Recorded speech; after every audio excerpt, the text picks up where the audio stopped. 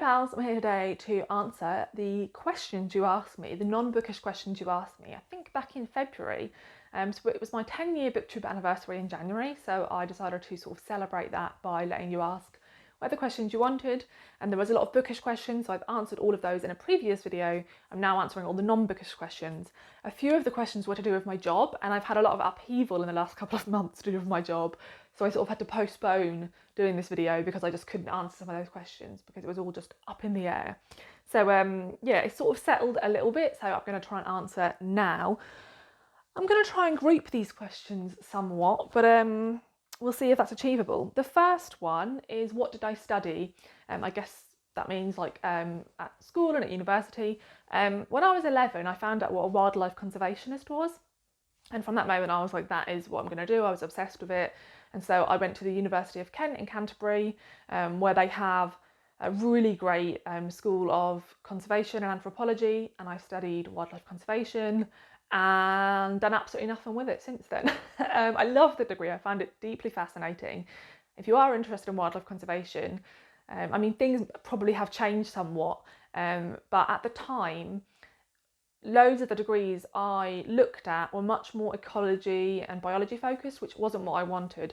I was much more interested in, I mean, most of the reasons why species are dying out is our impact. And so actually the study of wildlife conservation in large parts is a study of society, and a sort of combination of looking at the legislation, economic reasons why we destroy environments, views on animals and all these things. And so I wanted a degree that really pulled all that together, and Kent definitely offered that. So I absolutely loved it. I don't regret it at all, but I have never been able to go into conservation in large part because it is a field that the people who work in love it, and so it isn't brilliantly paid, but which means that for a job that is like a starting salary, they can still ask you to have a master's, and I've never been able to afford to go back to university and get a master's, and so here we are. So the next question is, what do I do for work? Sort of leads on from that. So I sort of did various office jobs when I finished university, and back in 2015 I started working at a university in the research department. If you don't know like how a university works, a lot of people assume I mean that I'm a researcher, and I'm not. At universities in the UK, and probably a lot of universities around the world, when that university does research as well as teaching, which most universities should and do, there's a department that manages all that research funding, because how it works is that academics have to apply for that research funding either from governmental bodies, from private businesses, or from charities, and the funding is not easy to apply for. You have to jump through loads of hoops. Sometimes you're not eligible. There's loads of rules about what you can and can't ask for. Also, if you're doing medical research, which is what I support, there's obviously patients' health and well-being to consider, and so you have to make sure that all of that is following the rules. And so my job is that I support medical academics and applying for research funding, and then I deal with all the contracts, I look at all the legal stuff, and I make sure they're following all the rules, and yeah, just sort of deal with all the weird and wonderful questions that crop up along the way. I don't hate the job, but it's not what I imagined I'd be doing. I think I find it quite interesting because of the medical aspect. Like during lockdown, for example, in the UK, we had to stop every bit of research that was running in primary or secondary care, which is hospitals or doctor surgeries, that there wasn't a threat of life from stopping. So pretty much every trial that didn't involve someone having something like implanted, we had to stop, which was like, across the UK would have been thousands. But each university had like, hundreds they had to stop. And so that was sort of like a year of just of chaos, trying to get all the paperwork up to date for all of those trials to be stopped. And then of course, when the world gradually started to reopen, getting all those trials back on track. And we're still dealing with the repercussions because they've been clearly slowed down. And we've had to change the way loads of those trials work in order to make it, there'd be less contact with patients coming into hospitals, which wasn't something we really had to consider a few years ago. So it's interesting, but it's not what I imagined myself doing. So I had another question, which was how have I felt about the switch from full-time to part-time. So if you don't know, my job is a full-time job, but I was diagnosed with something called functional neurological disorder a couple of years ago, which for me, I get a lot of physical pain in my nervous system. So I get a lot of sort of pins and needles, parts of my body go numb, and also weirdly painful.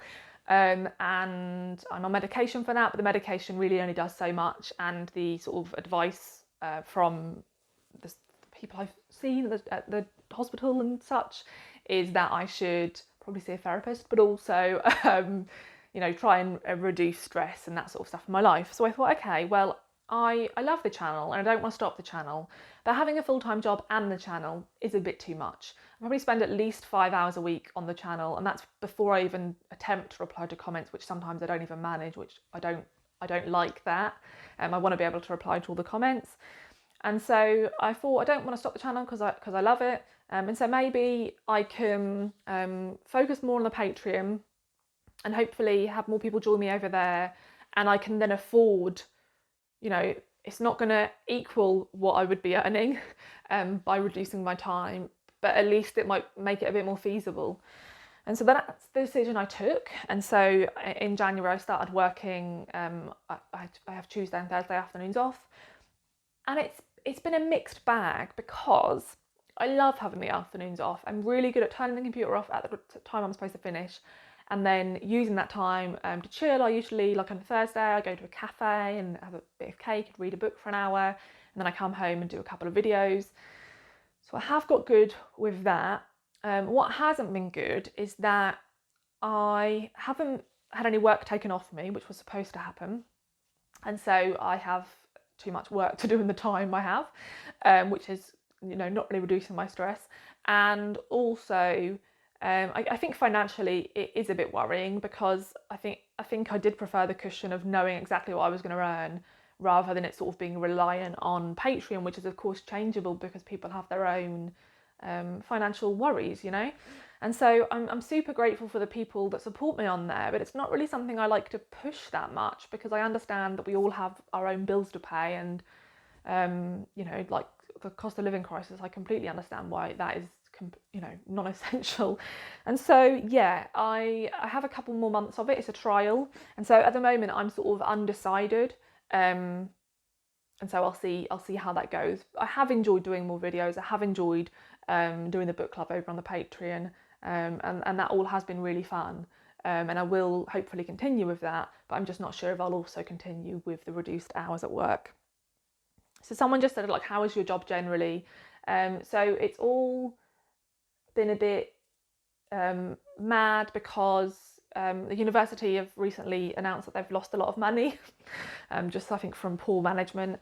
And so they announced there were going to be redundancies. And so we were invited to apply for something called voluntary severance, which is where we'd be paid a little bit more than would have been made redundant, still not very much money.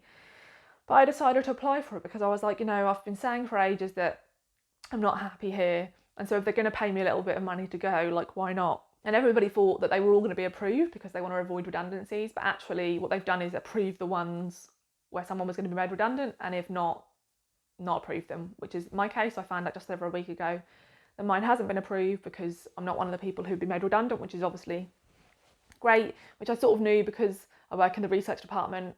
Our income isn't based on students, and like nearly every other job in the university is. So so it's been a bit of a mad couple of months job-wise, because I sort of thought this big change was going to happen. I thought I was going to leave, and I was considering even like trying to use the redundancy payout as like a cushion to maybe try for like even just 6 weeks to try and do more videos on the channel and really focus on it more and see how much I could make of it, and then get a job alongside it. But now I'm not really going to have the sort of money to cushion that attempt, so I think that's probably off the cards. My plan was to try and start a board game channel, which I mentioned earlier in the year. I just haven't had time. It's going to take way more time than this channel does, and the plan was to try and do that as well. It's just not financially viable. So that's how all that is going. So it's all still very up in the air. I am still looking for other jobs, probably similar to what I do now, because I'm not really qualified to do anything else. So that is all the job stuff. Then I had a few questions about like food and being vegan, so I think I'm going to answer those first. One of those is, what food do you miss as a vegan? I don't know how long I've been vegan now, maybe 5 years? It could be longer, I honestly have no idea. I think I'm really fortunate at being a vegan in like this time period, because there are so many options. Like, you can go pretty much anywhere to eat in England, in particular where I live in Norwich. There's a really high population of vegan and vegetarians in Norwich, and find things on the menu. And there are so many vegan and vegetarian options in supermarkets now, even in fast food chains. I think even being vegan 10 years ago would have been so much harder. So I really don't find it difficult being a vegan. And I think that there's sort of vegan replacements for everything. And I always find this a difficult question, because I think, like, what I guess I mean more is that, what would I like there to be a replacement for? Because I don't really miss that non-vegan option, because I don't want to like participate in the cruelty behind that non-vegan option, if you know what I mean. So like, the idea of missing it isn't really how I think about it. It's more that I'm like, oh, it'd be cool if there was like a better vegan version of that. So I guess I tell you what I'd probably go for, where I'd like there to be a bit of vegan version of this, is, you know, when you order pizza from like a really just like greasy takeaway place, and you can get pizza garlic bread, and like it's just covered in oil and it's probably really bad for you. I'd quite like that, because I think a lot of vegan pizzas are usually quite thin crusts, and I'm talking about those more like deep pan ones. So if you've tried any vegan pizzas that are like that, do let me know, because I'd definitely be up for trying something like that. But I think give it a year or two and we'll probably have that. So yeah, I just sort of feel really lucky. Fave vegan meals. I have a few. I have recently picked up from the library a cookbook called 10 Veg, 10 Ways, and it's because I was considering like trying to eat more seasonally, and maybe even trying a veg box. And I was like, you know, if some vegetables arrived, I wouldn't know what to do with them. So I got this cookbook out from the library. I've been really enjoying it. It's really easy to use. I am not a great cook by any means. Even 2 years ago, I'd have been like, do you know what? Even 2 weeks ago, if somebody said to me, would you ever make your own hummus? I'd be like, absolutely not. But we've been having this ricotta pasta bake. It's not ricotta. You make it out of boiled cashew nuts, and you blend it, and it's quite like, it tastes like a bit hummusy. And now we're like, God, it must be so easy to make hummus. And just, yeah, it's really easy, but it's made me way more confident. So I love that recipe from that book. It's the red ricotta pasta bake with kale in it and cherry tomatoes. It's delicious. I also love, from the Green Roasting Tin, the Indonesian potato salad, which is potatoes with green beans and bean sprouts covered in like a peanut butter chili limey sauce. It is a taste sensation. And I also love black bean tacos, which is something we got as a gusto recipe, so I can't really share that because it's not in a cookbook. But yeah, it's like chipotle, black beans with paprika, I think, and tin tomato. You cook that up for like 5 minutes, and then you use 6 wraps. You put some in each of them, put it in the oven, bake it for 5 minutes so the wraps go a little bit crispy, and then on top you put cherry tomatoes, pineapple and spring onion. It is absolutely delicious. We have it at least once a week. It's probably our most commonly eaten dinner. We just love it. Favourite dessert? I have an insanely sweet tooth. It's probably more a question of what desserts don't I like, and I'm struggling to think of any. I'm pretty much like, I just love dessert. Something I haven't had in years, which I think was much more of like a 90s thing in the UK, is a Mississippi mud pie. Love that. Also love a key lime pie. Love a lemon meringue or a lemon tart. Love all the like stodgy British stuff as well, like jam roly-poly, spotted dick, bread and butter pudding. I love rice pudding. I mean, yeah, I love dessert. So all of those. Also, I tell you what I love, and if you're British, you'll probably know what I mean. 2 of them actually. When you get school dinner, back in the 90s, early 2000s, there were 2 desserts that were amazing. One of them was called chocolate crunch. I know this because my mum is a dinner lady, and so she actually brought the recipe home and used to make it for us sometimes. And it was this sort of probably quite hard, dry. It was called chocolate crunch because when you used to try and break it with your spoon, it was quite common. They're like it would flick and go onto someone else's plate because it was so hard it would like fly off. But they used to give you chocolate custard with it. It was amazing. So you'd sort of let the chocolate custard soften it before you ate it. And then another one was something called cornflake cake, which is where they used to roll out probably short crust pastry and put a layer of strawberry jam and then cornflakes covered in syrup and then put custard on top. And it was amazing. And I've not had it since I was about 10 years old. And every time I think of it, I'm just like desperate to have it. So if anybody knows a vegan recipe for a cornflake cake, please let me know. What other questions do I have? Favourite vegan snacks?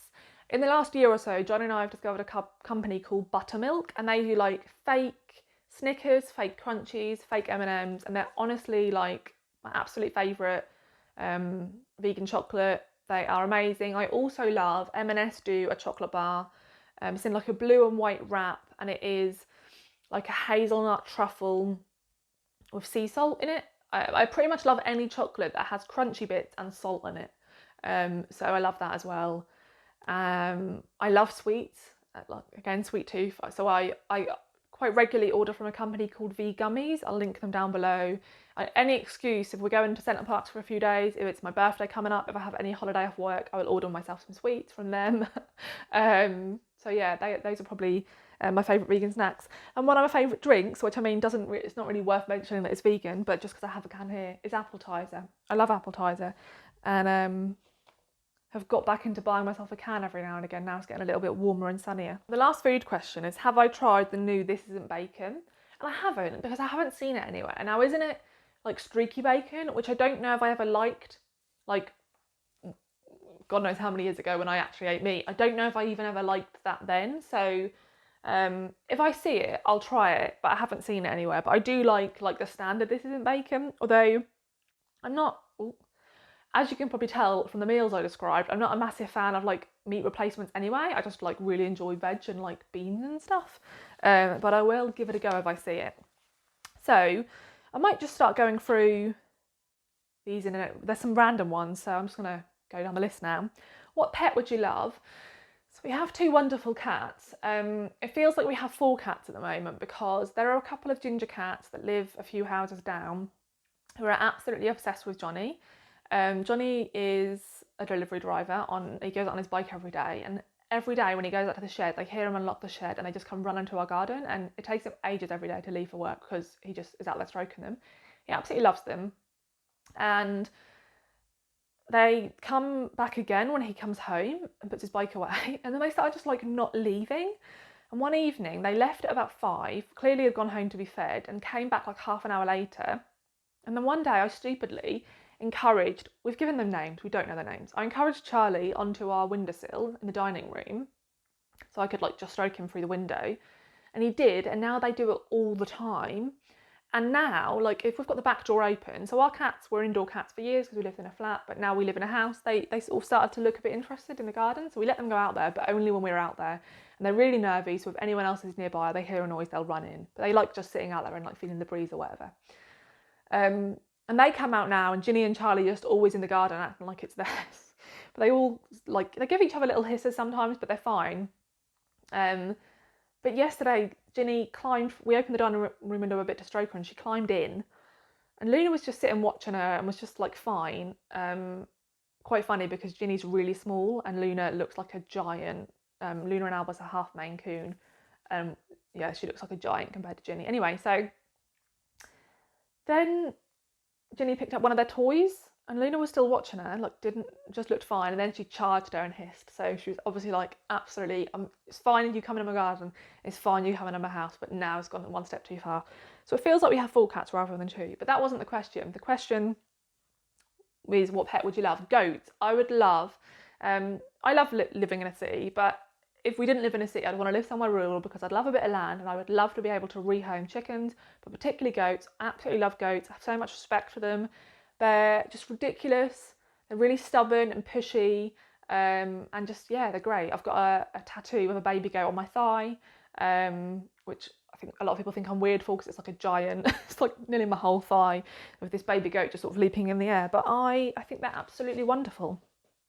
Is Johnny still in my life? Yes, he is. We've been together now for, God, this year it'll be 17 years, which is crazy. We went to school together, and we were just friends at school, but like a week after school ended, we became boyfriend and girlfriend, and we've been together ever since. I think a lot of it is just luck, because of course, like, a lot of people would have got together at that age and just ended up being quite different people. I think we've just been fortunate enough that we've sort of grown up together and still sort of continue to have the same morals and ethics and interests, which I think is what works for us. Like, I can't ever imagine being with somebody who, like, doesn't think the same as me, like, morally and like politically and stuff. I think that's really important to both of us. And so we've sort of, you know, grown up and like learned these things together and stuff. I always find it really cringe when people say like childhood sweethearts and stuff. And maybe I'll have to accept that if we get to a certain age and we're still together. But it doesn't feel like that. But I get why people think that. It is a bit cringe. Another question I've just spotted, which sort of leads on from the goat tattoo, is any more tattoos planned? Not specifically. It's more that I have lots of ideas of things I'd like to be tattooed, and lots of tattooists I'd like to be tattooed by, and I sort of wait. I stalk those tattooists and sort of wait until they have an opening, and also wait to see if I can afford it, to be honest. So I probably won't be getting any tattoos this year, but there are a lot of tattoos I would like to get, and yeah, a big old list of people I follow who I would love to be tattooed by. So I'll keep you updated if anything else happens with that. Best place to travel to. We're not big travellers. We love being at home. My idea of a good week off work is a week where I maybe have a couple of day trips, but mainly I stay at home, read books, play board games, eat my favourite foods, and be with Johnny and the cats. Hate leaving the cats. Neither of us like driving. We don't have a car. Johnny's a very good driver. I'm a very shit driver. And so we don't have a car. And Johnny hates flying. And we don't really like the idea of, you know, jumping on a plane and using loads of fuels for us to have a week in the sun somewhere. So, and we don't like the sun. So the best place we've probably travelled to is a couple of years ago. We went up to Scotland, and we stayed in Perthshire, and we stayed in a sort of a little gatehouse over a bridge that had like a little turret, and yeah, it was wonderful. It was like, sort of like we chilled a lot and went on a couple of walks. I love Scotland. Like, that's the sort of geography we love. One of the other questions is what are like my top destinations. So be like Norway, we'd absolutely love to go to Norway, and that's the sort of thing we could do and not use a plane to get there. Like, we could do a cruise, or we could go via the Eurotunnel and then sort of get trains all the way up. So it's sort of the whole of Scandinavia, but particularly Norway. And then in terms of geography, Canada, but obviously it's a fucking long flight, and the same for New Zealand. And then also I think I'd really like to go to Japan. I think as a country, I find it fascinating that it has such different geographies, and like wildly different like population sizes in different regions and all that stuff. So I think that's somewhere I'd like to go. But I mean, I'd love to see loads of places, but I'm just not someone who actually enjoys travelling all that much, and I've done very little of it. I think I've been on a plane twice in my life. The last time I was on a plane, I can't even remember. So yeah, not very well travelled. I'm going to answer all the board game questions now. So someone asked for an update on the board game channel. I think I mentioned, I don't think I'm going to do it because I don't think I've got the time. I also don't think I've got the locale or the equipment. And I say this because if you watch board game channels, what you'll notice is most of these people seem to have designated board game rooms. And I think that's because most of the board game channels I watch are not UK based. I think houses tend to be a lot bigger in countries like Australia and Canada and the US. And so a lot of people have like a basement and they use that as their board game rooms. That's not a thing here. So we live in a Victorian terrace, a very small one. we have to walk through every room to get to another. And so our dining room is where our board games are stored, but it's also our dining room where we have our table where, I mean, we don't eat at the table, but like if someone comes around at Christmas, we eat at the table. But it's just off the door to my kitchen. It's not well lit. People who have board game channels usually have like board game tables. We don't, we just put a blanket on our dining table when we play games. People who have board game channels usually have really amazing lighting and like those drop down cameras and really big boom mics and stuff. Haven't got any of that. So I don't think I'm going to do the board game channel. Let me know if you're interested in me doing board game content on this channel, because I feel like I'd be okay with it not being so like professional on here because it's not a board game channel. And then maybe one day, if circumstances change, I will do a proper channel. So questions for board games are, any recent board game loves? Yes. Johnny and I started collecting board games much more quickly than we could play them. I think we got 14 new board games for Christmas, which was ridiculous. And we've still not played 4 of them. And that's because we decided to try and make it so that every time we played a game, we played it 2 or 3 times, rather than just sort of moving on to the next one, because then that way the rules sort of get set in your head. And so this year so far, I think we've played 28 different games, but we've played more like 50 games. So we've played a lot of games more than once. I hope that makes sense. But recently, we've played a couple of those again, and absolutely love, and this is the mean one to tell you because it's nearly impossible to get hold of, Dwellings of Eldervale.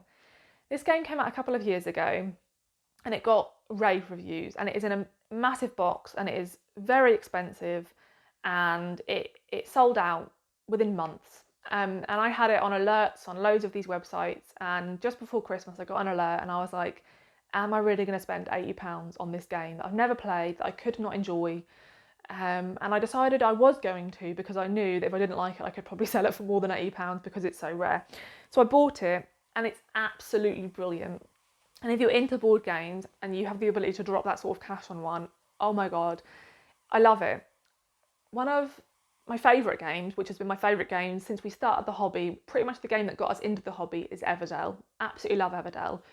And Everdell has the sort of core mechanics that we love in board games, which is worker placement, resource management, and sort of like card drafting. I also love tableau building, which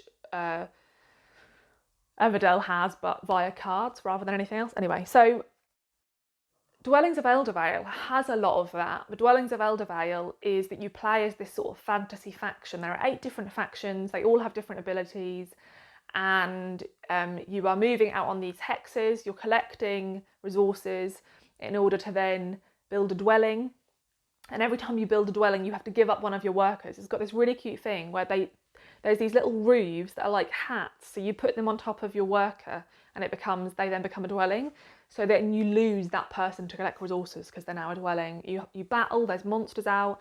It's just brilliant. I really, really love it and I highly recommend it. And then another one, which is way more easy to get hold of and is really popular, is Dune Imperium.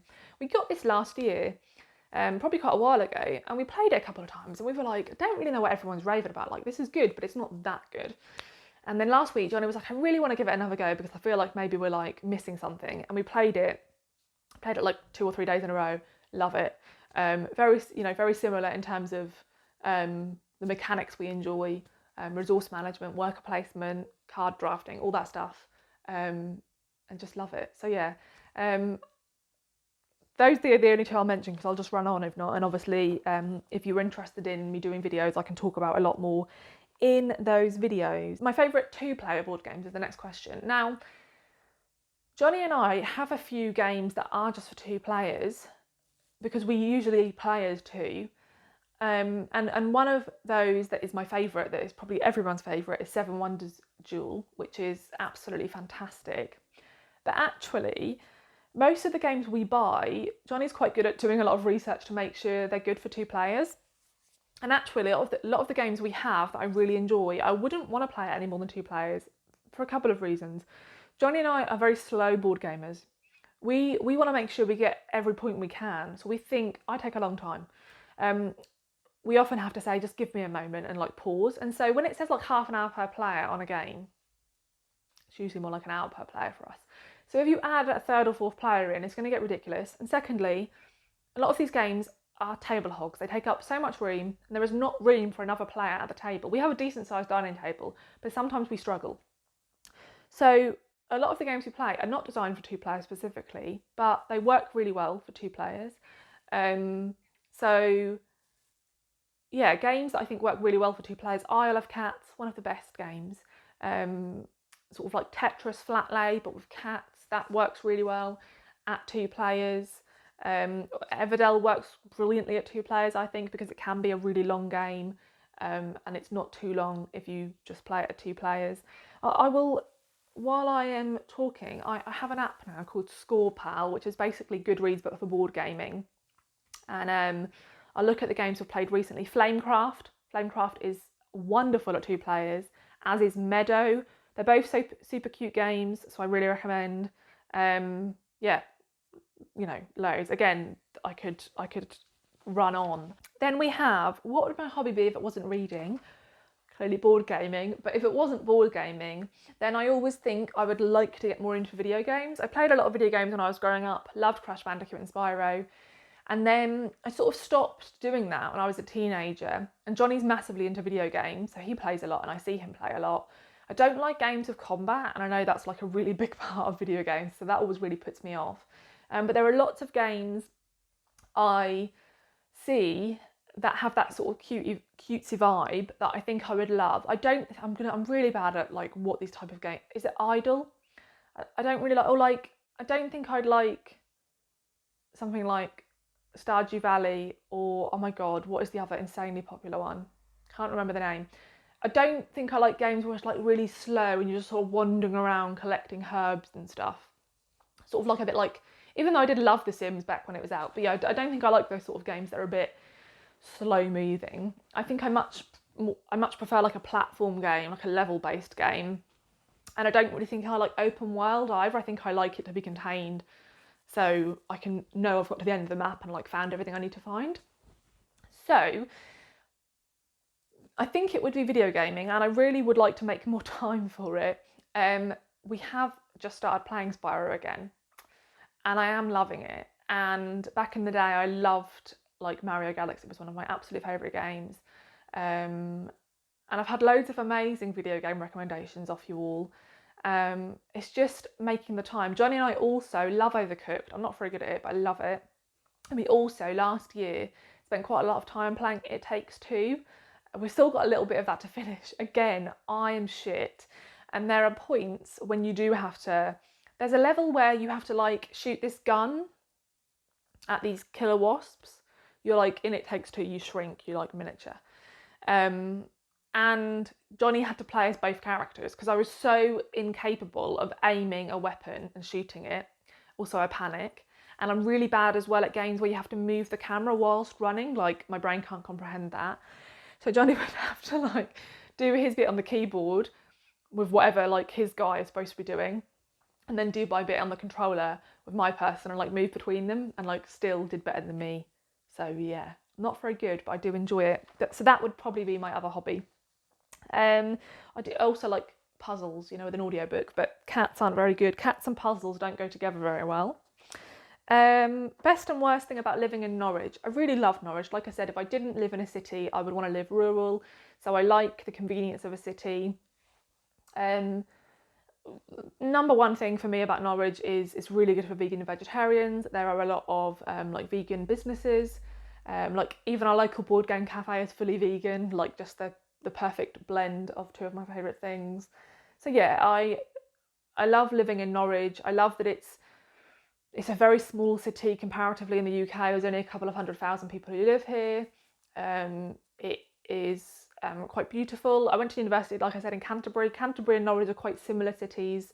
We have really great what are called the Norwich lanes, so quite often win awards for like the best independent shops. We have a really great market which regularly wins awards. It's one of the biggest sort of covered markets, and it has amazing food choices. So I love Norwich for all those reasons. Worst reasons for living in Norwich: you're at the end of everything. Like, even though East Anglia isn't that far away from London in terms of miles, because it's like, people call it the arse end of nowhere. Like, who's coming to Norfolk for anything? Like, no one. Unless you come here for university, there's no reason to ever come to Norfolk. So we're at the end of the line in terms of every train that can run. It takes ages to get anywhere. If I want to go like say I want to get to Wales via train, I have to go via London. There's just no direct routes from here to anywhere that isn't Edinburgh. So yeah, like it's shit in terms of transport, basically. In terms of location, it is rubbish. But other than that, like there's people who live in Liverpool who can get to London in the same time that it takes me to get to London. Like, that is absurd. But yeah, that's the situation. And the thing is if we had faster trains, it would cost even more to live here than it already does. So I don't really know what I want to happen anyway. So there is that. There was a question, do I keep a journal? I don't, but hilariously, I have like a memory box where I keep a lot of things from when I was younger. And I found it the other day in a cupboard and I was like, oh, I forgot about this.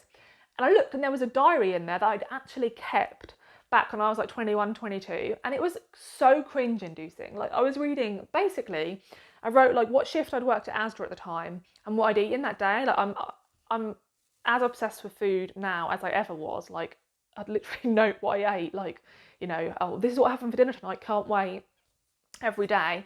But it was just really cringe. So it was interesting to see how different I was then. But I also don't think I want to keep one because reading it back is cringe. Favourite word? I like quite a few words, and now I have to answer this question. I can't really think of any. I've always liked the word transcendent, or like to transcend something. I think it sounds nice. I think it sounds epic. I always like that. I also like the word harrowing, which is a weird word to say I like, but I think it's because it sounds really right for what it is. Is there a word for this? When a word sort of like embodies what it means, it feels like the right shape in your mouth and the right letters to sort of suit what it means, and I think that word really does. Favourite brands for clothes and makeup? Last year I tried to make a conscious effort to start buying like ethically sourced clothes from really small designers. They've been like made in the UK, where it's all sort of ethical in terms of the people being paid decent wages, and also the materials being ethical and not being shipped from loads of miles. So one of my favourite clothing brands is Roke. I think they're based on the Isle of Wight, and I think about 6 people work for them. So I'd really recommend their clothes. They do some really lovely clothes. I've got like a t-shirt and short set from them, like a checkered linen set. I've got a sort of lightweight summer jacket from them, which I really love. So super recommend them. And they've also started doing something where you can send back their items that you don't want anymore, and they'll sell it on, and then you get sort of money off your next purchase from them, which I think is really good and encourages people to not just sort of discard things. I also really like Phaedra. Phaedra is a one-woman business which is based in Norwich. She every month or so releases new materials, and she has the same sort of 8 to 10 options of dresses and tops that she makes, and then it's just that the patterns, the materials are different. So obviously in the spring and summer it's much more lightweight materials like linens and stuff. And yeah, I love that. I love that you sort of know the cut of something and it's just choosing like a different colour and material. So I really like them as well. And makeup wise, I'm not very good with makeup. I pretty much go in Superdrug and buy a lot of the cheap stuff, because a lot of the cheap brands in supermarket are all marked really clearly as being cruelty free and vegan. So I use a lot of their stuff.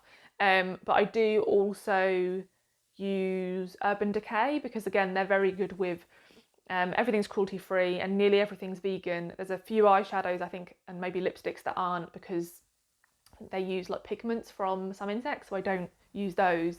But they're really good for like concealer and foundation and stuff. I wear quite full coverage concealer and foundation I always have, and they are pretty good for that. So that's the makeup stuff. Although I'm not very good at makeup, so I wouldn't really trust what I have to say about it. What do I do to cheer myself up on a sad day?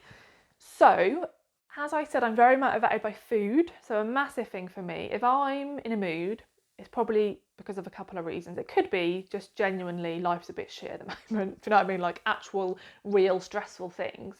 But if I'm just for some reason like feeling a bit low, a bit lethargic, go for a walk. When I was at university, it was quite usual for me to not leave the house for a whole week. And you're probably wondering, what about your lectures? Yeah, I didn't go.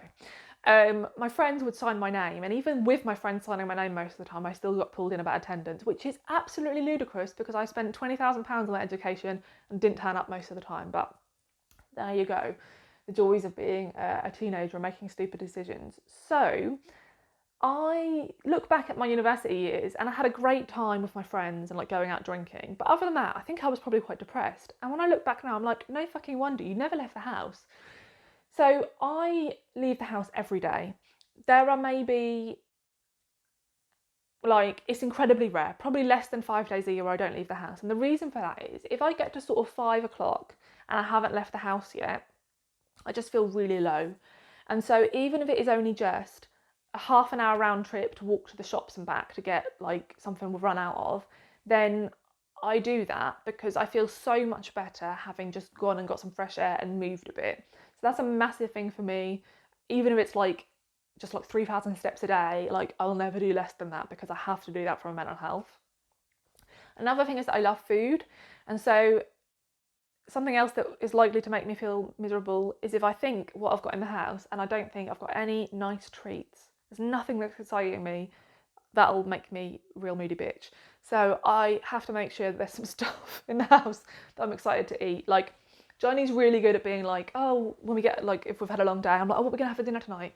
He's like, oh, I don't know, I'll just like, there's probably sausage rolls in the freezer, or beans on toast. Absolutely not. Like, I have to have something. I'm excited for this because it's gonna fill me up. I can't know any of this, what's in the cupboards, can't be dealing with it. So that's a massive thing for me. And then book-wise, I read fantasy. Like if I'm feeling a bit low, then fantasy for me, even though usually quite dark, just feels like completely separate to our world, and so it feels like a real escape. So yeah, I'd either go for fantasy or like rereading a favourite book, or like watching a TV show that I really enjoy, like especially like reality TV, like game show type things, like The Traitors, like that will always lift my mood, that sort of thing. So yeah, that is what I do if I'm feeling a bit low. Then I've been asked quite a few questions. One question is, do Johnny and I have similar reading tastes? Johnny doesn't really read. He's probably read like 10 books in all the years we've been together. Maybe not even that, I don't know. I think like when someone doesn't read, they find it really hard to get into reading. But if he did read, he'd probably, because I've tried to get him to read, he read A Crooked Tree by Una Mannion last year actually. And I really thought maybe he'd like it. And he said the dialogue wasn't believable. And he also said he felt a couple of things were a bit unrealistic, which I was like, it's one of my favourite books of the year, so you're wrong. But so it's really weird because I think that I would be more likely to recommend him fantasy books, even though in terms of film and TV, we watch a lot of like serious, depressing stuff. I think a lot of the serious, depressing stuff that I like in fiction, he would think is pretentious. Like when I read stuff out to him, he's like, oh, that sounds like pretentious drivel. So yeah, maybe he'd probably read fantasy if he actually read, but he doesn't. He tries to pretend he does. Like he'll like say he's going to read a book and he'll move it around the house with him. So like he'll carry it down to the lounge when he gets up in the morning, then he'll carry it up and put it on the bed, and it just moves from like room to room for weeks until I'm like, it's just annoying me. It's gathering dust. You're not reading it. Just put it back on the shelves. So he sort of fake reads but doesn't actually read. I think the last questions are all about films and TV and stuff. So favourite book to film adaptations. The one that always comes to mind for me is Revolutionary Road. I'm going to reread the book this year, but I remember thinking they were both as good as one another. I mean, brilliantly cast. That film's brilliantly cast, and yeah, I just think it was really powerful, delivered exactly what it should deliver, and was just really well done. I also love, you know, when I watch them now, maybe not as much, but growing up, I loved the Lord of the Rings films. Um, and then real comfort watches for me now is really odd though, because my favourite was always the Two Towers. But when I watch now, I'm like, it's clearly Fellowship. Like, Fellowship is clearly the best one. But anyway, I don't actually like the Lord of the Rings books because I think his writing style is quite dry in that you don't get to know the characters very well, and he sort of runs on a bit. Now I do need to try and reread them because it was a long time ago. I got halfway through the Two Towers and I was just like, I can't hear any more about the colour brown, which is, you know, again, I love description, but it wasn't good. So I will try again, but I love those films in terms of I think they were a really successful adaptation because actually I think they made something that, you know, was a little bit flat in terms of characters, really have, you know, really fun and unique characters. I don't know if I can think of any others off the top of my head where I've really enjoyed both the book and the film. I'm not sure. In terms of I've got favourite films, TV, and podcast, or like favourite films or TV I've enjoyed recently. I mean, I could probably do loads of videos on this, so let me know if you want me to do that. Same with the board games, like I could run on for ages. I do what I watch wrap up over on Patreon every month now, so I do sort of talk about it a bit more on there. But in terms of what comes to mind when I think about the last few years in film and TV, obviously I love Succession, everybody does. Haven't watched any of season 4 yet. I don't like watching week by week. I usually wait until it's all aired and then just like binge it. So I really love Succession. I really loved a show in the US called Togetherness, and that is like a comedy drama, quite short episodes. It got cancelled after season 2, like didn't get renewed, and I was gutted because I think it's absolutely brilliant. I really loved it. It really made me laugh, but there's also lots of really important discussions about mental health and relationships and all those things, and I thought it was amazing. In terms of other things I've watched in the last couple of years I've really enjoyed, I really love The Father, with Anthony Hopkins in. I mean, in terms of if I'm thinking about what has made me cry in the last couple of years the most, it was that. Like, it absolutely broke me. I was devastated. I also recently watched Marcel the Shell with Shoes On. Adored it. I think it's wonderful, just in every way. So that made me super happy. Yeah, I mean, I'm just not gonna, I'm not gonna remember off the top of my head. I'm a bit rubbish, but yeah, if you would like me to, I'm happy to do more like videos talking about films and TV, maybe like themed ones, like, like how I do like book recommendation videos on a theme. I could do film or TV recommendations on a theme. I was asked about podcasts. I don't really listen to many podcasts. A few years ago, I was really into my podcasts, and I sort of stopped purposefully because I was like, I'm wasting the time when I could be listening to audiobooks, which actually I sort of disagree with because I really loved podcasts when I listened to them. I listened to quite a lot of podcasts that would look at like a court case, not like true crime, not trying to solve anything, but looking at a court case that like went to the Supreme Court and like changed the law, or looking at cases that really shaped the legal system and stuff like that. I find that sort of thing really fascinating. So that's the sort of thing I used to listen to, like Invisibilia and stuff like that. But yeah, I've stopped. So feel free to give me board game on the brain. Feel free to give me podcast recommendations. I think that's all the questions answered. I'm really sorry if I've missed any. I did try to note them all down. I've tried to do this in some type of order. I don't think it's really worked. I think it's been very haphazard. I've not been drinking my apple ties. My throat is so dry and sore now. This video is appallingly long. I apologise. I probably should have split this into a couple of videos, but I didn't, and it's done now. And the light's been changing the whole way through because it's sunny, but it keeps moving behind the clouds. So apologies about that. So at some points I probably look really warm toned and like I'm nice and tanned, and at other points I probably look really grey and tired. Obviously in real life I look really warm toned and healthy. So yeah, that's the video. Thank you so much for watching. Thank you so much for your support. And yeah, I will see you in the next video. Like I said, any of the stuff I mentioned, if you would like me to do more videos on it, I always worry about, I had this thing last year where I was like, should I start different channels for all of my other interests? Because will it be annoying for people who only want to hear about books to hear me talk about other stuff on here, like board games and films and TV? And so I just decided to do neither, to not start the channels and to also not do the content. But I would really like to do the content. So let me know if you'd find that really annoying if I do more content about my other hobbies on here as well. Thanks for watching. See you in the next video. Bye.